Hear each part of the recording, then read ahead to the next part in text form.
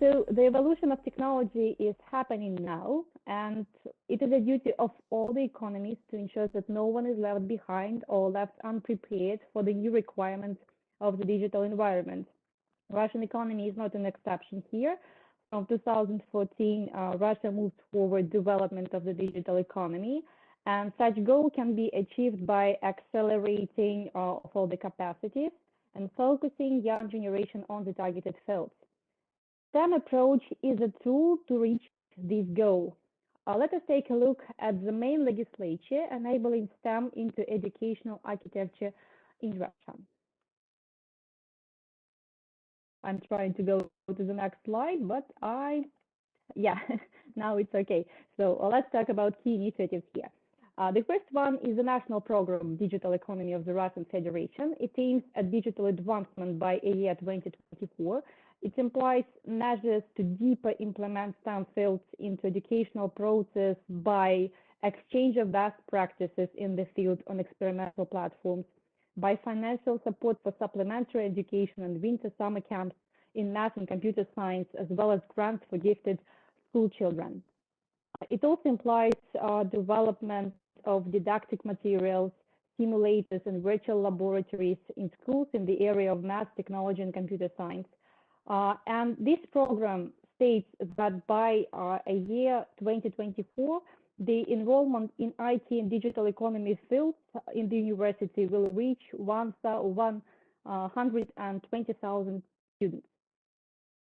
The next in line is National Technology Initiative. It is a long-term program that creates conditions for boosting Russian companies in high-tech markets. NTI applies STEM mechanics into subject Olympiads for popularizing applied science in school. And this platform also opens competence centers in key universities for the implementation of unique breakthrough processes and projects to Russian and international companies. In Far Eastern federal universities that I am honored to represent today, we also have NTI Center for Neurotechnology and Virtual and Augmented Reality Technologies. Another document in this list will be the National Action Strategy for Women.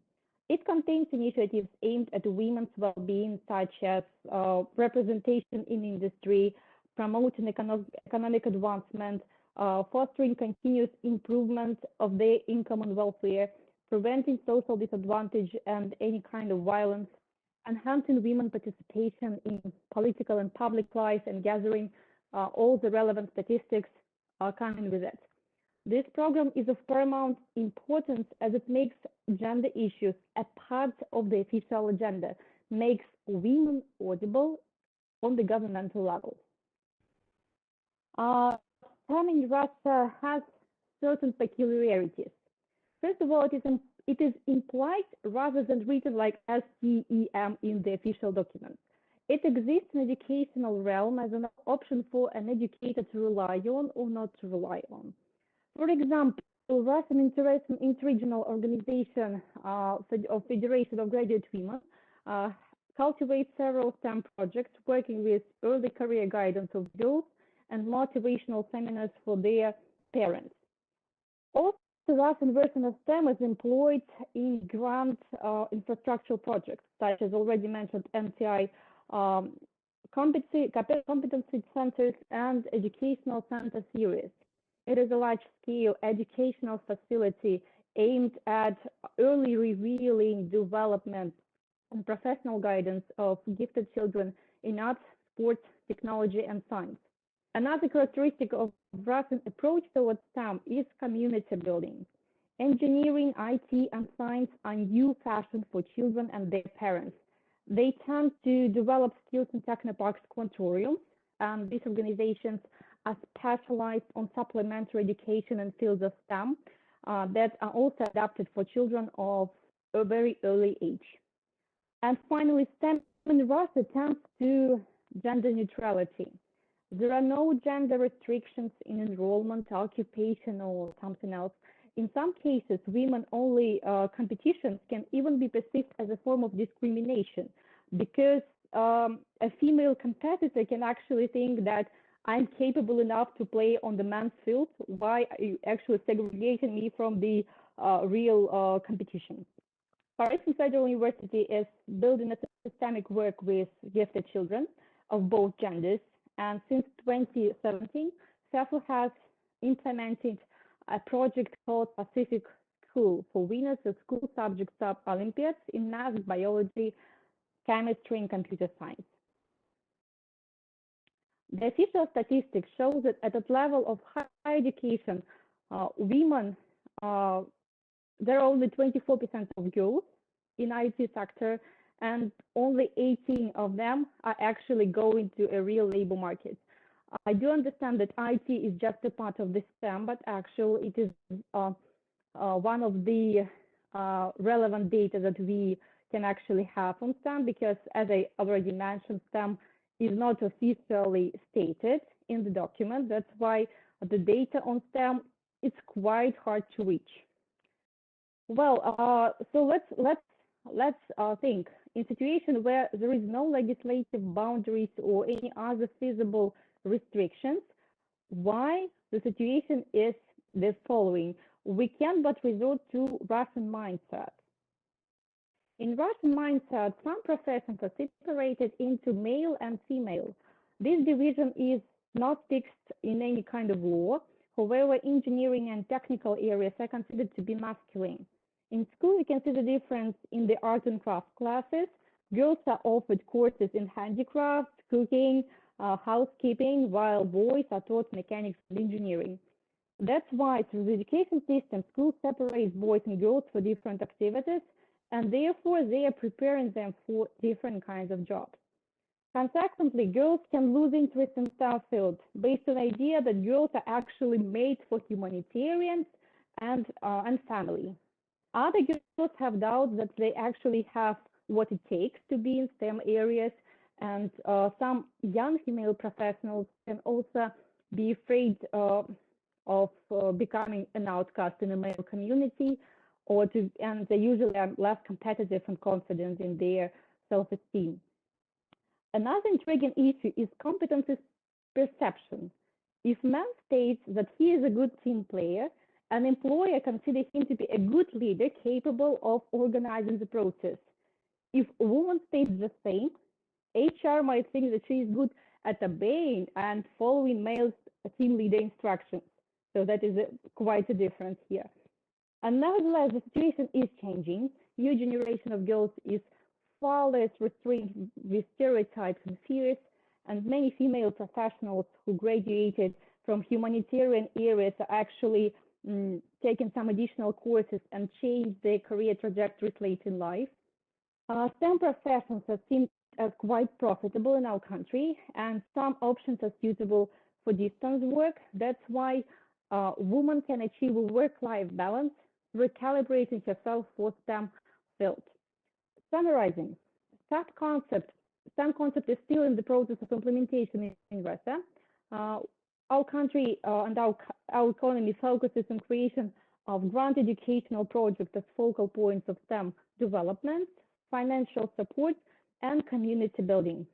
Gender issues in STEM are raised in official documents and speeches and become visible and vital part of our everyday agenda. And one more thing that is needed to be done is changing the mindset that it's quite difficult, but we need to work with children, with parents, with educators on benefits of equal and comprehensive development. And in the end of my speech, I'd like to share a story. My female colleague helped me to arrange some materials for this report, and STEM was quite a new topic for her. And that's why afterwards I asked her what she thinks about this agenda. She replied that from her perspective, it's quite dramatic, and there is no such problems in STEM areas for girls. She said that actually she has a few female friends who study at mathematics and technology in the university, and they do not encounter any doubts, fears, or male domination. Moreover, she says that instead, professors demand from girls far less than from boys and give more credits. So not a life, but a fairy tale. But stop, isn't it another form of discrimination? Thank you for your attention, and I'm looking forward to a fruitful discussion.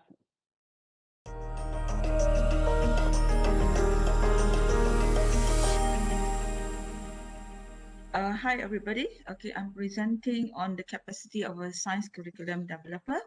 Okay, so this will be the content for my presentation today. It will be about girls and education, how they perform in international assessment, and how, the enrollment in STEM in secondary school, and the efforts that we make to increase the interest in learning STEM. So first one, girls and education. So for any country, I can't. Okay. For any country, for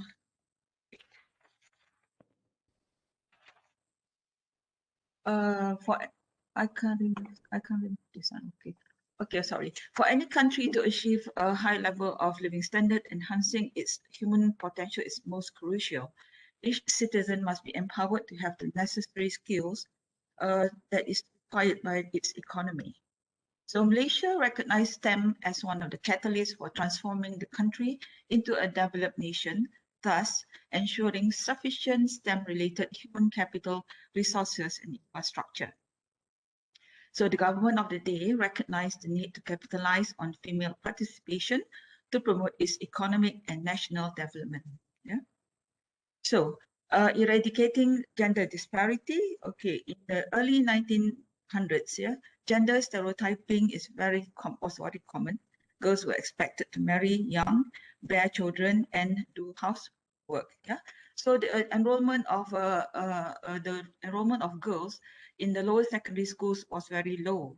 Yeah, so in 1970, government initiated many education plans with the aim of providing education for all children irrespective of the gender. Yeah, this is to attract girls to come to school. Education Act of 1996 stipulated that all children were required to complete 6 years of primary education. Then in 2003, compulsory education was extended to lower secondary, assuring that every children will have 9 years of education.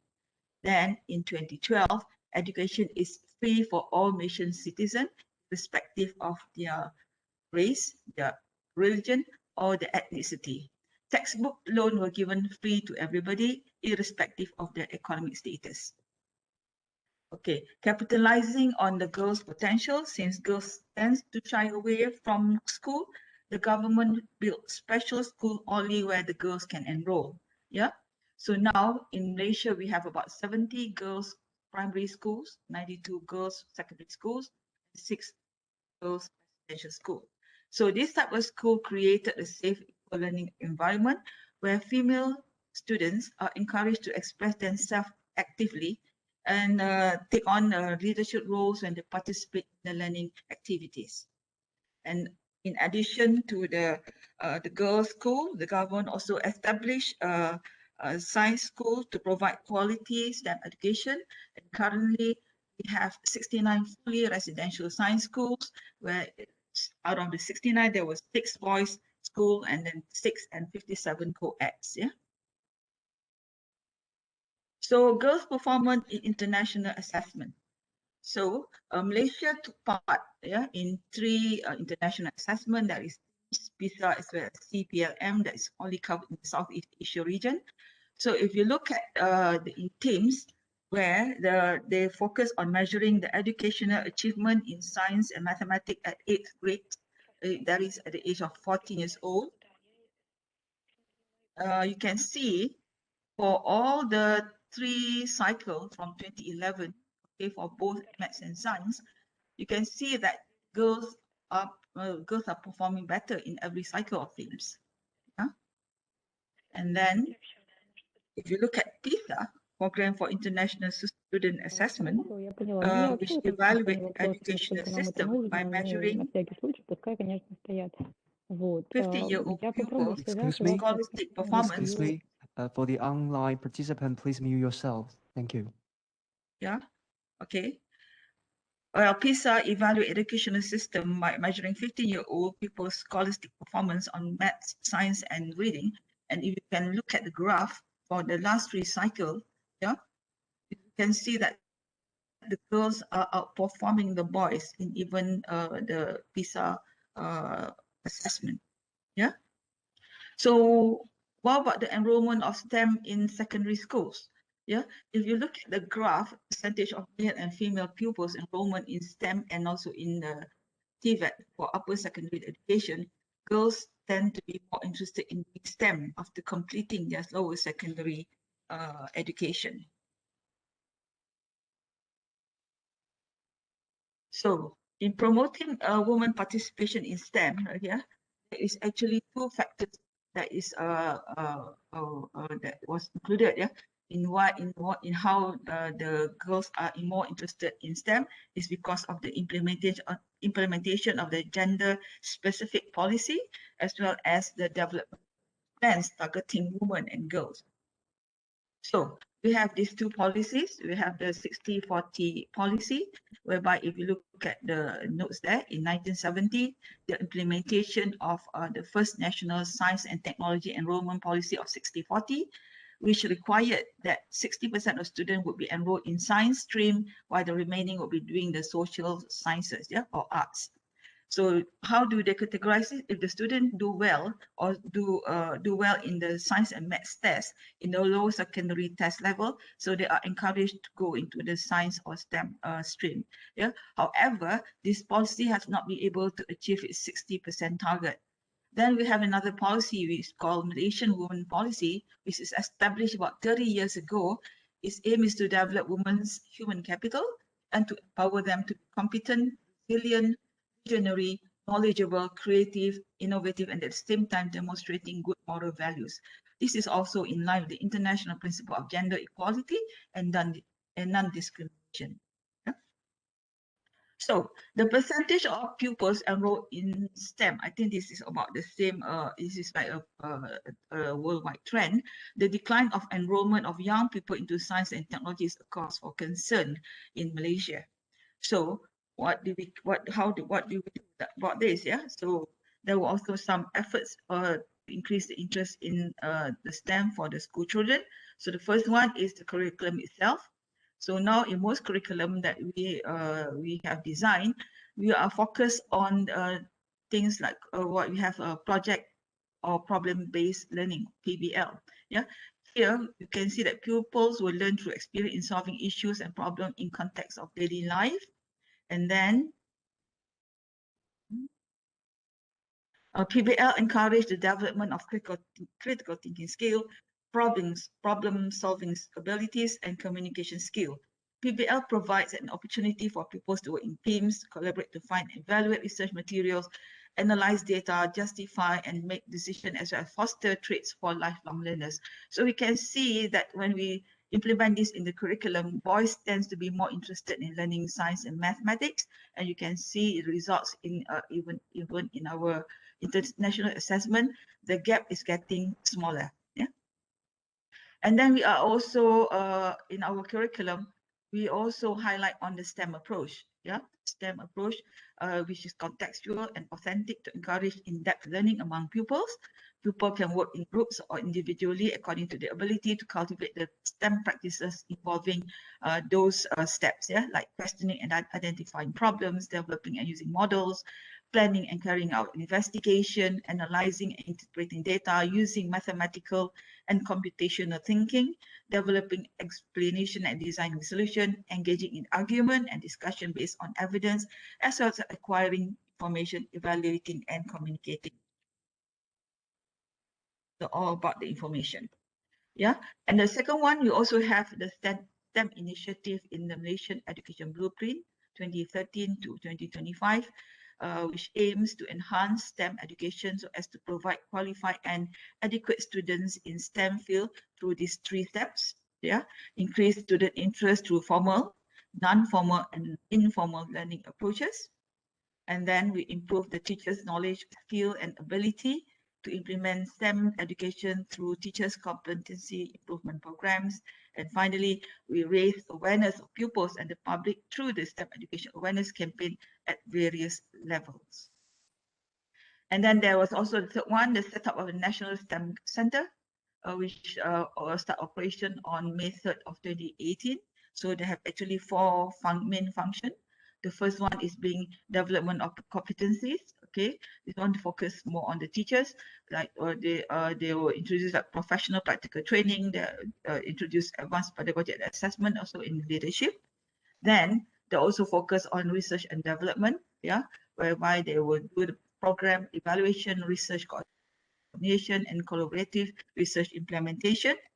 And then they're also becoming the data repository center and resources, where you can get a lot of collection of digital stuff and also as physical resources.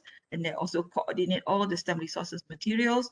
And finally, they are into engagement and enrichment, whereby they highlight on the awareness and literacy, raise awareness and literacy.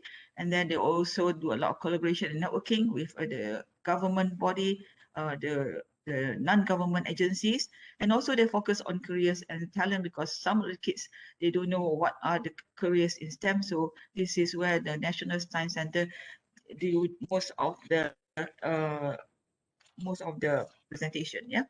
And then in the National Science Center also they focus on hands-on and integrated approach, whereby Miss Park, focus. I'm sorry to interrupt you Yeah. because we have a very tight schedule. Can you Oh, finish okay, very okay. soon? Okay. Yeah, I'm going to, yeah. Okay, STEM Thank education, you. they focus on inquiry-based, process-based, and student-centered. Yeah, and then these are the aim of the science, the STEM education, whereby they wanted to, we want to produce more science, STEM literate pupils. There are technology literate, logical thinkers, creative, innovative, inventive, and also problem solvers. Yeah, so the conclusion is, we do have we also look into the equity in education, because we can see that we have some problem with the boys. So Ministry of Education needs to ensure that all programs and activities are designed in gender responsive way, whereby both girls and boys work together as equal partners. Yeah, envisioning a bright future, Malaysia continues to strive to create an inclusive, respectful, and supportive culture, a culture where both men and women work together as pillars and so far, Malaysia has achieved considerable gender equity and inclusiveness in STEM field. The efforts to improve the quality of STEM education is ongoing to ensure sufficient supply of STEM resources and human resources that will lead the country to an advanced level which will benefit both Malaysia and the rest of the world.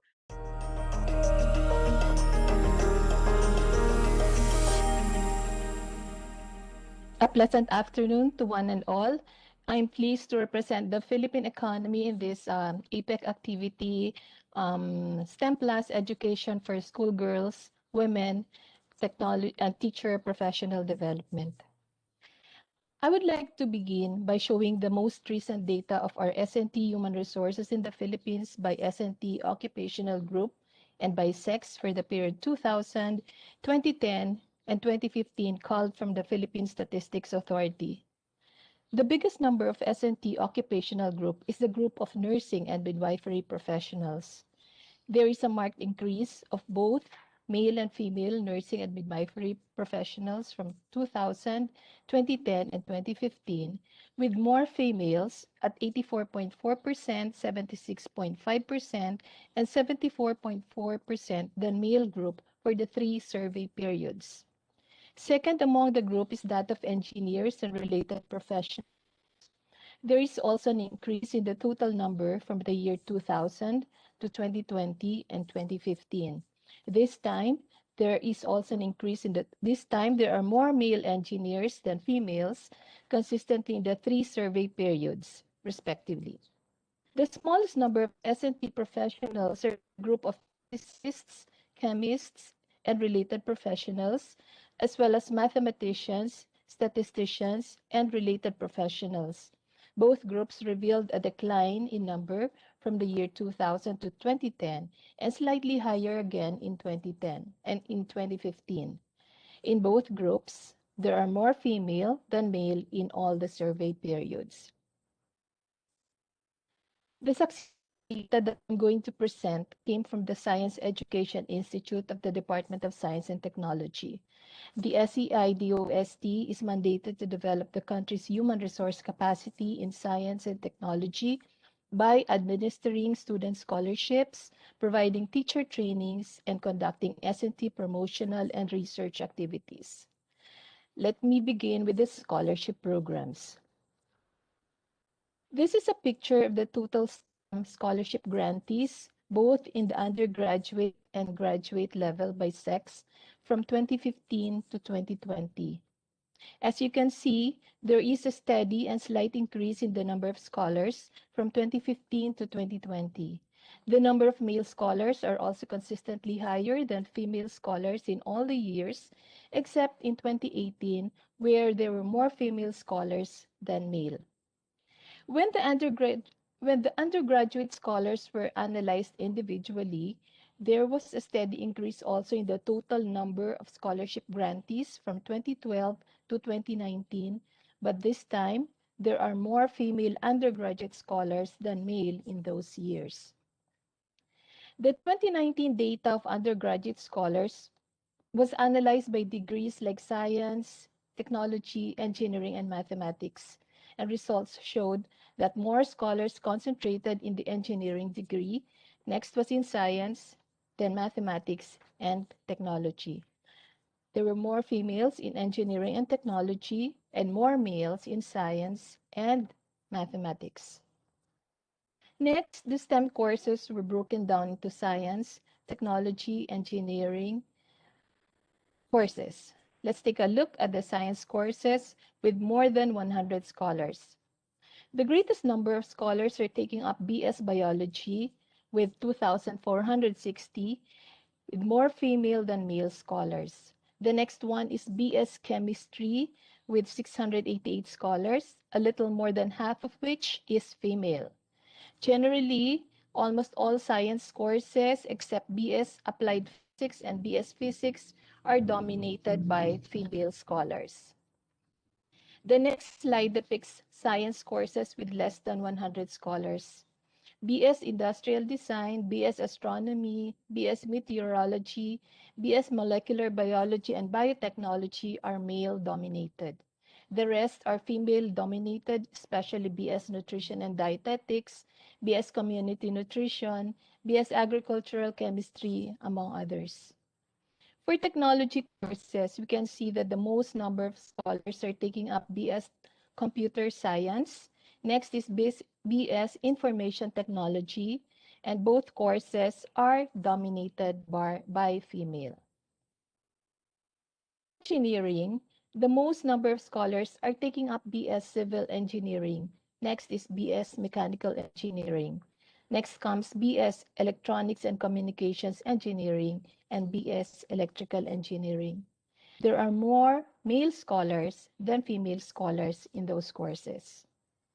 In the field of mathematics, the most number of our scholars are concentrated on the course BSE Mathematics with 1,490 scholars. This course has more female scholars than male at 61.2%. The next one is BS Mathematics with 595 scholars. There is a slightly higher percentage of female scholars at 51.4%. Now, this slide shows the distribution of graduate scholarship grantees, both in the MS and PhD, in the STEM field by sex from the year 2015 to 2020. There is a consistent increase in trend in the number of scholars from 2015 to 2019, but went down in 2020. The biggest number is in 2019 with 7,633 scholarship grantees. In 2015, 2018, and 2019, there were more female grantees, while in 2015, 2017, and 2020, there were more male grantees. Again, when segregated into science, technology, engineering, and mathematics, here's the result. For science, the most number of graduate scholars are in the field of biology and physics. Biology has more male scholars, while physics has more female scholars.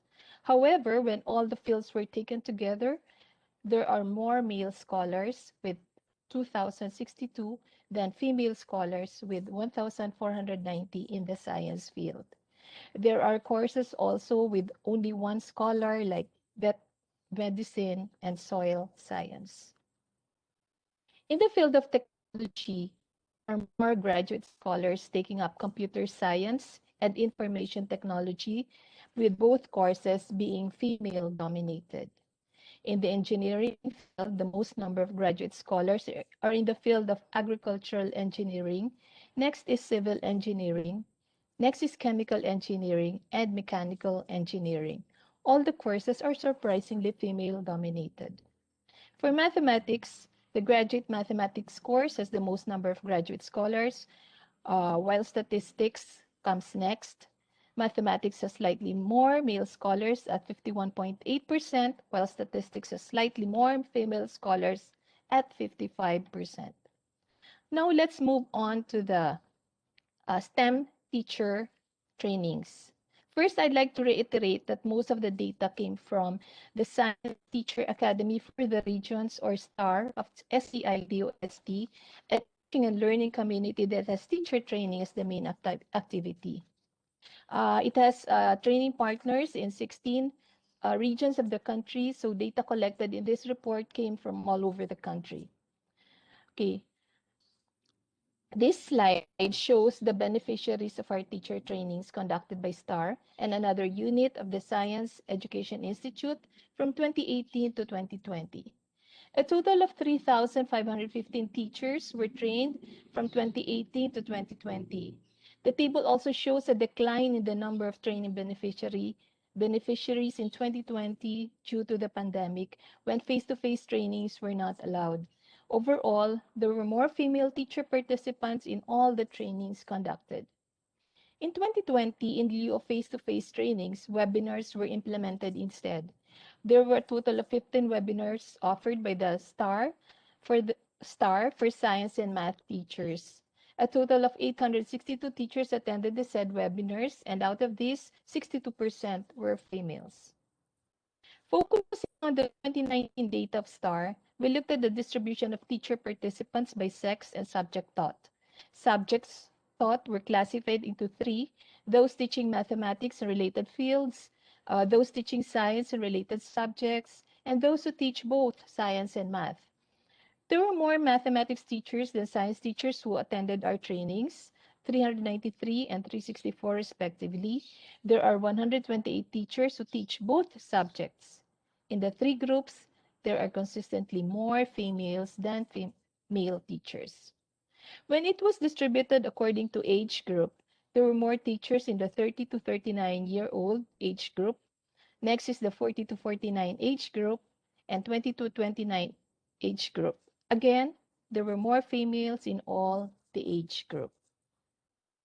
In Miss ending, I would like to emphasize, I would like to emphasize that the data presented came from the S&T Human Resource Development Program of SEIDOST, particularly the undergraduate and graduate scholarship program, as well as teacher training programs disaggregated by sex from 2015 to 2020.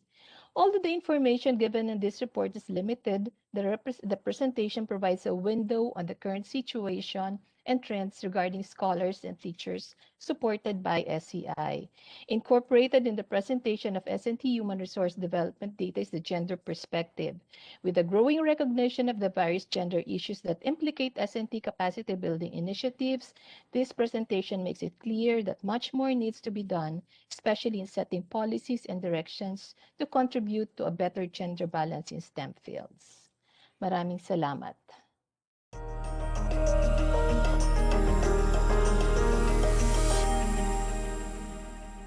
Showing, the case about how, STEM education has been implemented in the different countries, and why do we need to promote the STEM education for girls, to make a better development of the society as a whole. Okay, so in my presentation, in the presentation, I'm sorry.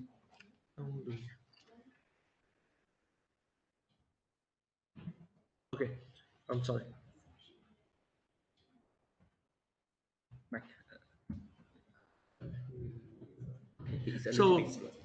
So the structure of my presentation contains three parts. The first one is I will talk about the current status of the STEM education in Vietnam. Then I will move.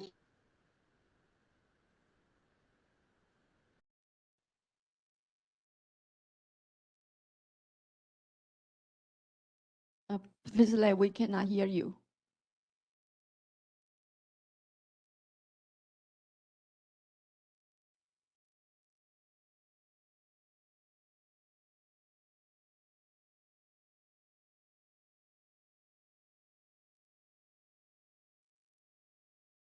ranking in math and science.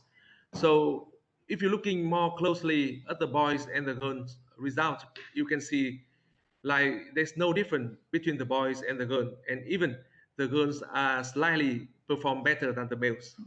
It is the data from PISA 2012 and PISA 2015. The similar result also, I mean, applies for 2018. In Vietnam, the government has tried to promote the STEM education in the last 5 years. We start talking about the STEM education in starting from maybe 2014 and so, and there's many official, the government level documents to promote the STEM education. The first document is the official letter by the Ministry of Education and Trainings on guiding the implementation of secondary education mission in the school year 2014-2015. It is the first time the STEM terminology has been used officially by the Ministry of Education and Training. 1 year after that, the Vietnamese Ministry of Education and Training issued the official letter to guideline the integrated of the STEM in the school curriculums. In 2017, the Prime Minister sent an official request to the MOET, the Ministry of Education and Training, to promote STEM in general education curriculum and conduct the pilots in some school in the school year 2017-2018. And at the end of 2018, we approved the new general education curriculums, and the STEM education has been put as one of the top priorities. So we can see it's very clear that the STEM, how important of the STEM for the development of Vietnam in the next decades.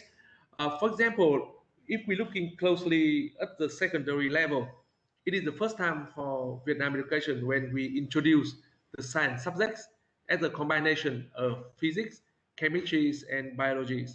And in the high school level, in the past, all of the students in Vietnam will have the same the same subject choice. And starting from 2021, the student at the high school can select the course that are more suitable for them. And we divide the subjects into 3 different groups, and it's very clear STEM oriented for the student.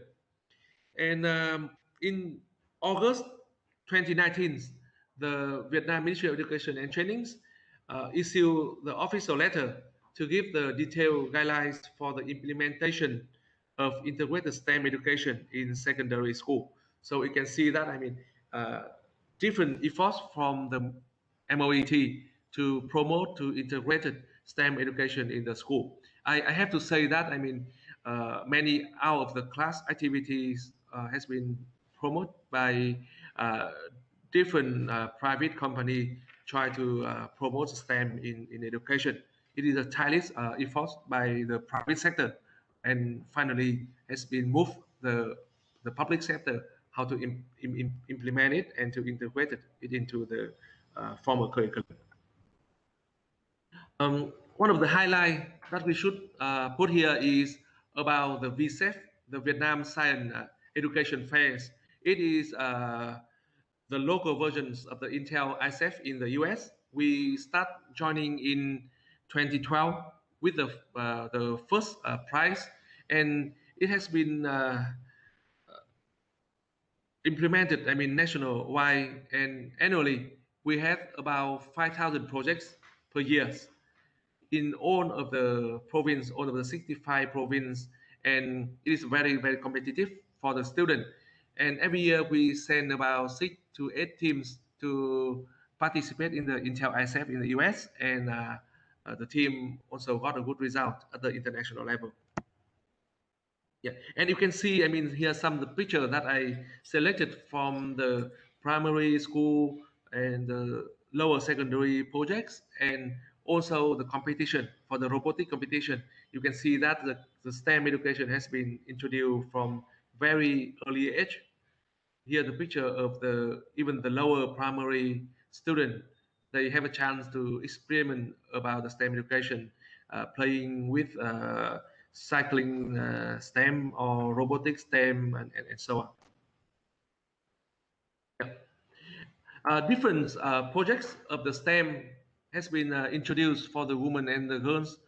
For example, the project promoting the school girls' interest and participation in science and innovation through STEM education and digital skill, supporting by the British Council in Vietnam to promote and encourage girls to explore their potential by choosing STEM subjects to study at higher education level and pursuing career in STEM after graduation.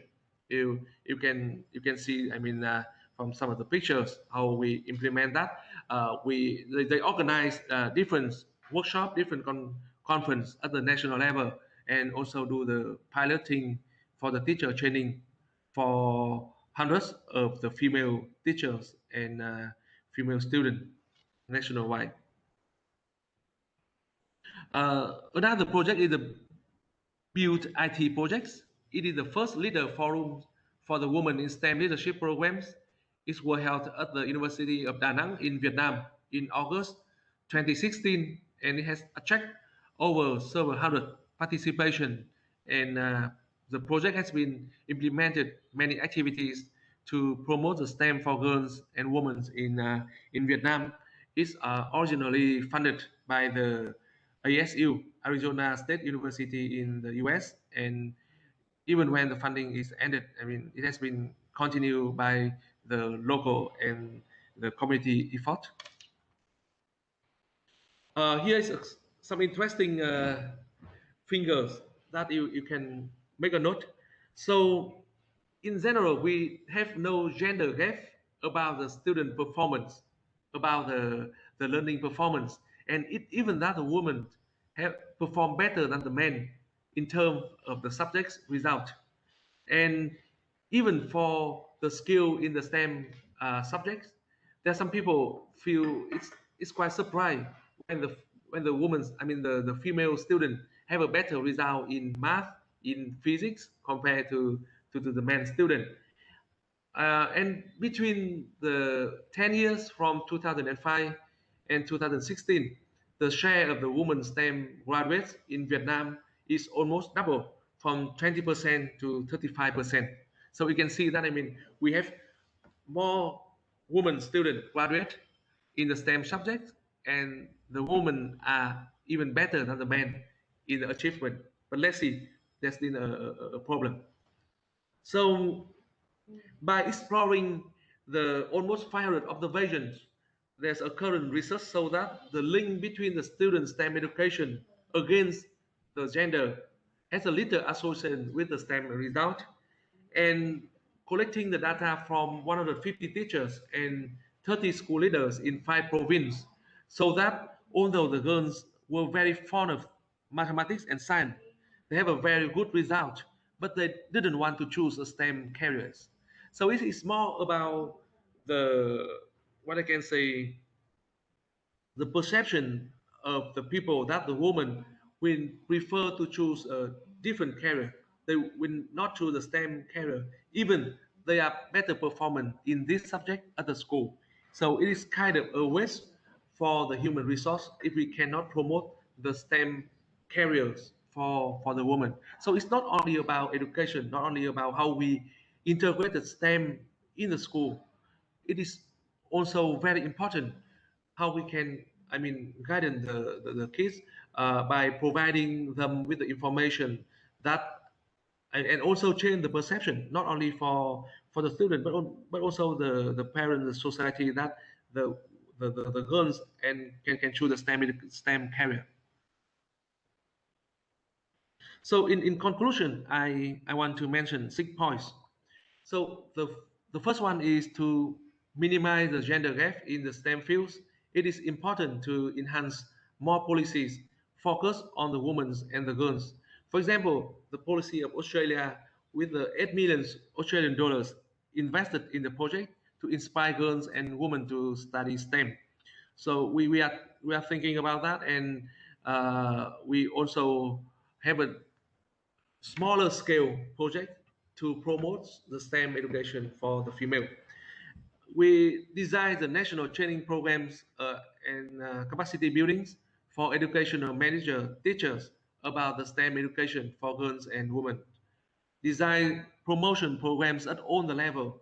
For example, like the STEM competition for girls and women to increase the girls' confidence in pursuing the study, the higher study related to STEM program, and even, I mean, choosing the STEM as one of their career choice. Design the programs to engage girls in STEM from very early age and ensure that their overall education experience to raise the awareness of the school leader, teachers, parents, and communities. Enhance the STEM gender-based training at all levels and focus on the development of the soft skills such as creativity, critical thinking, and the problem solving for the girls and the women. There's some criticisms that the girls are very good at the school, but they are lacking of the creativity and the critical thinking in the culture, like for example, like Vietnam. And we really want to do more in-depth analysis to identify this problem. And the last but not least, you need to promote the national projects and also trying to involve all of the private stakeholders to share the hand to join the force to promote the STEM education for the girls and the women. Yeah, so that's all for the presentation from Vietnam. Thank you very much.